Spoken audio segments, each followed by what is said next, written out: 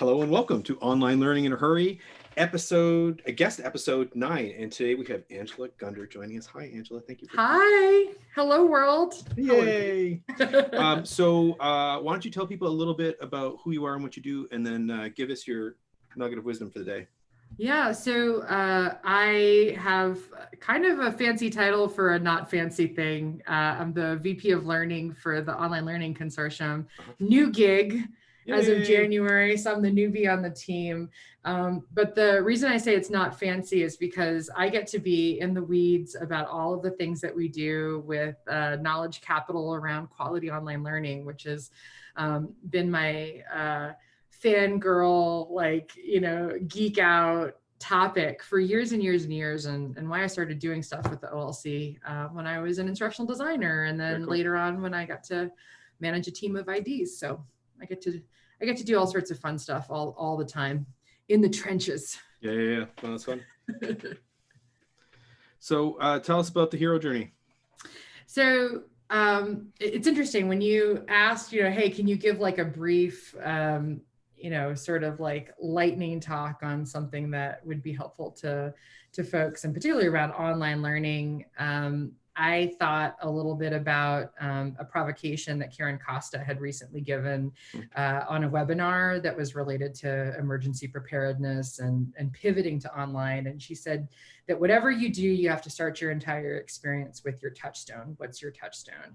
And I'm constantly thinking about how can we create learning experiences that sort of unfold like a narrative for students that they're actually a part of. So when I think about building online courses and teaching online courses, I struggle, try to get to this point where as students go through each module, they feel like they're reading a chapter of a book that they can't put down, and they really want to get to that next piece.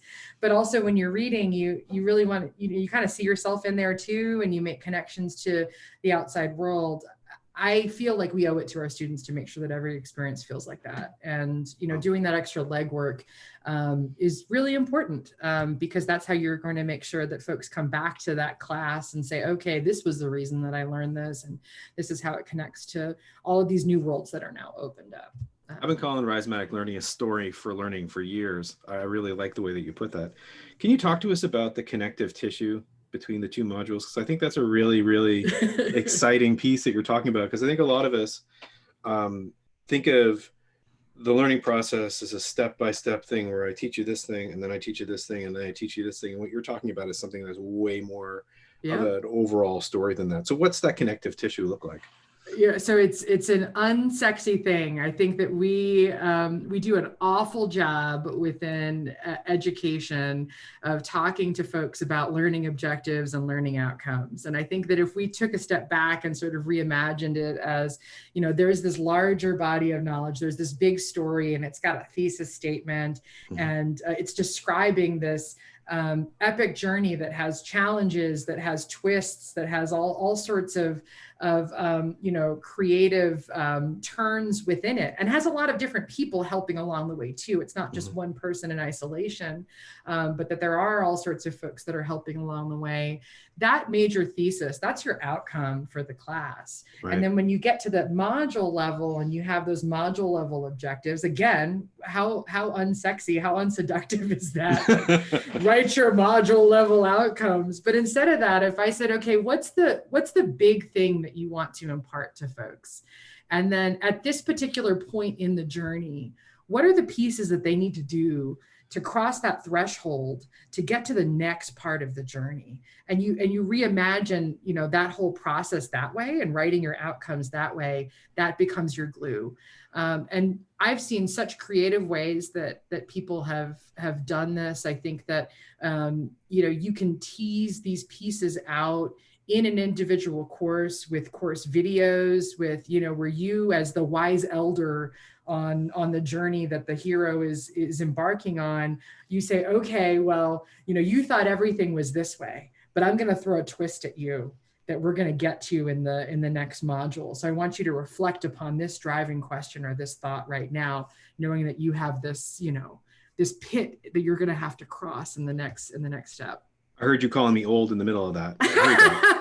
But let's try this. Let's try this live, the video then. So I'm starting a course on Monday morning, and I'm trying to build it to be able to teach people, ostensibly to teach people to teach online. And I was thinking while you're saying it, what is the one overarching goal that I want to impart into people? And I think it's that I want you to feel like you can make your students feel that they can do this. Right. And that's kind of a twisted way of putting it, but I want them to come out of it going, yeah, I can make a really good experience for my students. Like, that's the thing I want them to have with coming out of it.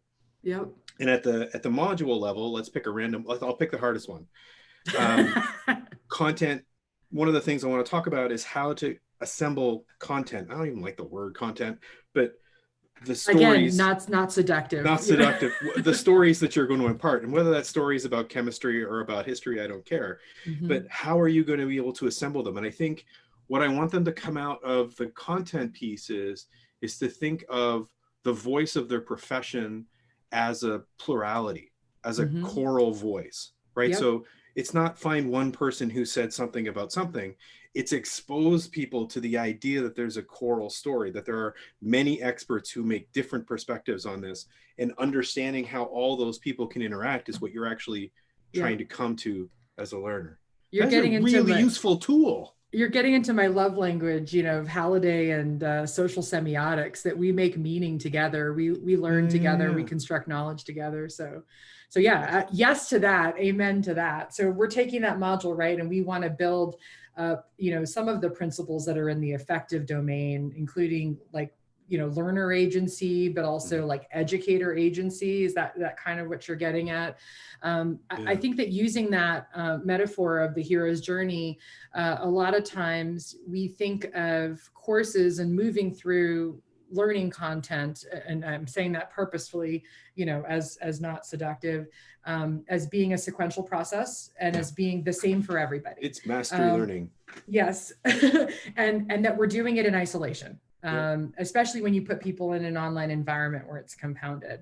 So if we think about all of these great stories in literature, and we think about how the notion of the hero has changed, where the hero has to accept the journey that they're going on. That's that agentic identity, right? That's you saying that I'm here for the journey. And just in that same way of before a hero can actually complete the journey, they have to say, I'm agreeing to cross the threshold and do this. I think that we as educators within a module need to establish what the challenge is, where the hero has the ability to help.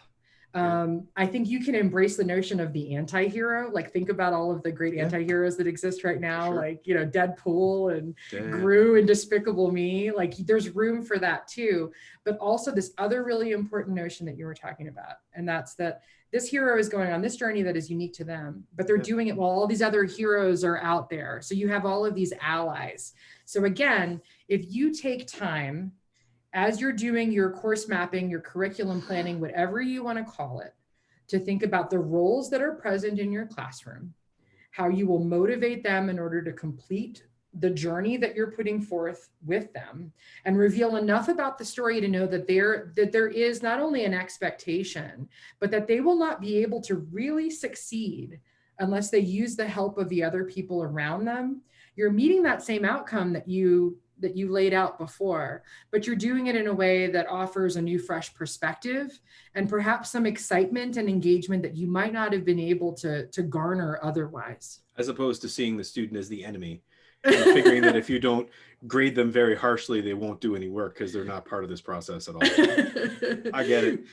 Thank you so much for the wisdom. That is fantastic. Let's just package that up there. Thank you, everybody, for listening. I really appreciate you coming along for the journey. I'm doing another one of these in 20 minutes, and then I'll be back next week. So take care, folks. See you later. Bye.